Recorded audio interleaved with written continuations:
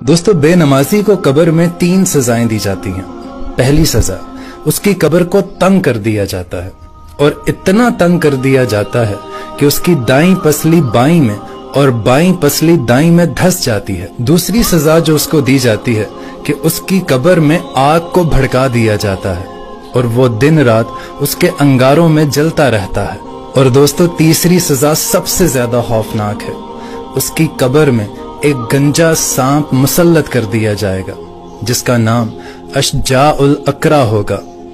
उसकी आंखों में आग होगी और उसके नाखून लोहे के होंगे और उसके एक नाखून की लंबाई इतनी होगी कि अगर कोई एक शख्स पूरा दिन उस पर चलता रहे तब भी खत्म नहीं होगी। और उसकी आवाज इतनी खौफनाक होगी जैसे बिजली कड़कने की आवाज आती है और वो कड़कती हुई आवाज में उस शख्स से कहेगा कि मुझे तेरी कब्र में अल्लाह ने भेजा है कि मैं तुझ पर आजाब मुसल्लत करूं। अगर तूने फजर की नमाज छोड़ी है तो तुझे फजर से लेकर जोहर तक अजाब दूं, जोहर से लेकर असर तक दूं, असर से लेकर मगरिब तक दूं और इशा से लेकर सुबह तक तुझे अजाब दूं।